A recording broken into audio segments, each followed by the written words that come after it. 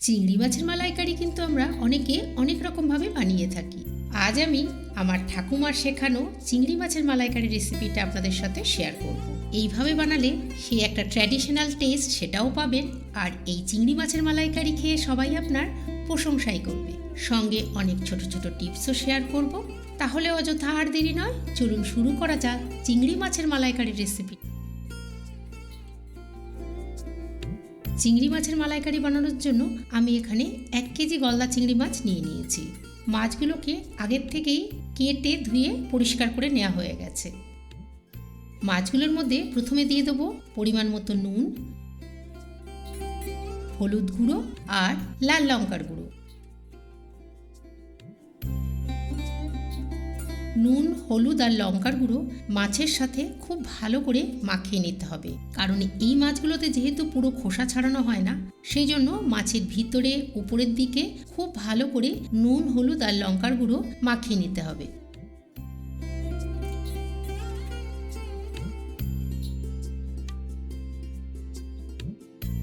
নুন হলুদ মাখানো হয়ে গেলে মাছগুলোকে এভাবে 10 থেকে 15 মিনিট ম্যারিনেশনের জন্য রেখে দিতে হবে। এবার চলুন নারকেলের দুধটা বানিয়ে নেওয়া যাক। এখানে একটা গোটা নারকেল কোড়ানো আছে।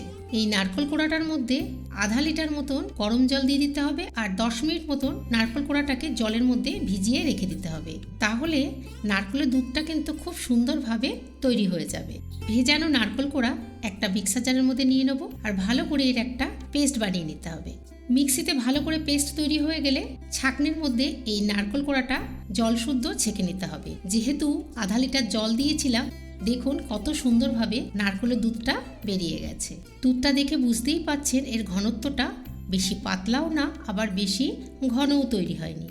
এবার একটা স্পেশাল মশলা তৈরি করা যাক, যার জন্য এই চিংড়ি মাছের মালাইকারির টেস্টটা দ্বিগুণ হয়ে যাবে। একটা মিক্সার জারের মধ্যে নিয়ে নেব 2 চামচ কালো সর্ষে, হাফ চামচ মৌরি, 10-12টা কাজু আর 2 চামচ টক দই। দই দেওয়ার জন্য এই মশলাতে কোনো জলের ব্যবহার করতে হবে না। দেখুন একটা গাঢ় পেস্ট কিন্তু তৈরি হয়ে গেছে। কড়াইয়ের মধ্যে বেশ খানিকটা সর্ষের তেল গরম করে নিচ্ছি। মালাইকারিতে অবশ্যই সর্ষের তেলই ব্যবহার করবেন। তেলটা যখন বেশ ভালো গরম হয়ে যাবে, তখন একসাথে 2 থেকে 3টে বা 4টে মাছ প্রথমে তেলের মধ্যে দিয়ে দিতে হবে। মাছগুলো তেলের মধ্যে দেওয়ার 20 থেকে 30 সেকেন্ডের মধ্যে কিন্তু মাছগুলোকে উল্টে দিতে হবে, কারণ এই মাছ কিন্তু বেশি ভাজা একদমই যাবে না। দুপাশে 20 থেকে 30 সেকেন্ড করে হালকা ফ্রাই করে মাছগুলোকে এক এক করে তেলের থেকে তুলে একটা আলাদা প্লেটের মধ্যে নিয়ে নেব। সেম প্রসেসে বাকি যে মাছগুলো আছে সেগুলোকেও ফ্রাই করে নিতে হবে। ওই মাছ ভাজা তেলের মধ্যেই মিশিয়ে দেব 1 চামচ ঘি। ঘিটা তেলের সাথে যখন খুব ভালো করে মেল্ট হয়ে যাবে, ফোড়নের জন্য দিয়ে দেবো 2টো দারচিনির টুকরো, কয়েকটা এলাচের টুকরো আর কয়েকটা লবঙ্গ।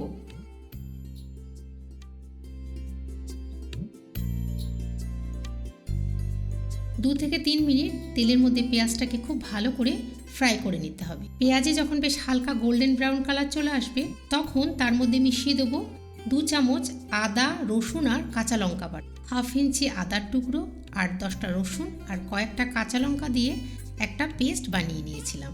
আদা রসুনের পেস্টটা যখন বেশ হালকা ফ্রাই হয়ে যাবে, এর মধ্যে একে একে মিশিয়ে দিতে হবে স্বাদ মতো নুন, হলুদ গুঁড়ো, সামান্য কাশ্মীরি লাল লঙ্কার গুঁড়ো আর সামান্য একটু চিনি। চিনি দেওয়াতে সব মশলার টেস্টের একটা ব্যালেন্স হয়ে যায়। আপনি ইচ্ছা করলে এটা স্কিপও করতে পারেন। গুঁড়ো মশলাগুলো মেশানোর পর মশলাটাকে কিন্তু খুব ভালো করে কষাতে হবে, আর কষানোর সময় সামান্য একটু নারকেলের দুধ দিয়ে দেবেন, জল কিন্তু ব্যবহার করবেন না। এভাবে একটু নারকেলের দুধ মিশিয়ে যদি মশলাটাকে কষানো হয়, তাহলে দেখবেন মশলাটা পুড়েও যাবে না আর খুব সুন্দরভাবে কষানোও হয়ে যাবে। মশলার থেকে যখন তেল ছাড়া শুরু হবে, তখন তার মধ্যে মিশিয়ে দেবো সর্ষে, কাজু আর দইয়ের পেস্ট। গ্যাসের ফ্লেম লো করে সব কিছু একসাথে খুব ভালো করে মিশিয়ে নিতে হবে, আর 3 থেকে 4 মিনিট ভালো করে মশলাটাকে কষাতে হবে। মশলাটা খুব ভালো করে যখন কষানো হয়ে যাবে, দেখবেন মশলার কালারও চেঞ্জ হয়ে গেছে আর মশলা থেকে তেল ছাড়া শুরু হয়ে গেছে। এই কষানো মশলার মধ্যে এবার নারকেলের পুরো দুধটাই কিন্তু মিশিয়ে দিতে হবে। নারকেলের দুধ মেশানোর কিছুক্ষণের পরেই দেখবেন গ্রেভিটা বেশ ফোটা শুরু করবে। গ্রেভিটা যখন ফোটা শুরু করবে তখন তার মধ্যে মিশিয়ে দেবো আরও 2 কাপ নর্মাল যে আমরা ঘরে দুধ ব্যবহার করি সেই দুধ। এইভাবে 2 রকম দুধ ব্যবহার করে যদি আপনি মালাইকারিটা বানান তাহলে দেখবেন তার টেস্ট একদম আলাদা হবে। গ্রেভিটা কিন্তু হালকা যখন ফুটে উঠবে দেখবেন এর কালারটা কিন্তু একটু হালকা ইয়েলো থাকবে। এর মধ্যে যখন আপনি ভাজা মাছগুলো দেবেন তখন দেখবেন গ্রেভির কালারটা আস্তে আস্তে চেঞ্জ হচ্ছে। ফুটন্ত গ্রেভির মধ্যে আমি মাছগুলোকে এক এক করে দিয়ে দেবো। মাছগুলো দিয়ে দেওয়ার পরে একটু অ্যারেঞ্জ করে দিতে হবে যাতে প্রত্যেকটা মাছ ইকুয়ালি গ্রেভির মধ্যে ফুটতে পারে। এবার দেখুন আমি দেখিয়ে দিচ্ছি মাছগুলো দেওয়ার পরে গ্রেভি কালার কিন্তু আস্তে আস্তে চেঞ্জ হচ্ছে। গ্রেভি অনেকটা বেশ শুকিয়েও গেছে। এখন এর মধ্যে মিশিয়ে দেবো সামান্য একটু গরম মশলা আর 1 চামচ ঘি। ব্যাস আমাদের চিংড়ি মাছের মালাইকারি কিন্তু রেডি। গ্যাসের সুইচ কিন্তু এবার অফ করে দিতে হবে। এই দারুণ স্বাদের চিংড়ি মাছের মালাইকারি গরম গরম ভাতের সাথে তো ভালো লাগেও, পোলাও ফ্রাইড রাইসের সাথেও দারুণ লাগে। রেসিপিটা অবশ্যই এইভাবে একবার বাড়িতে বানাবেন।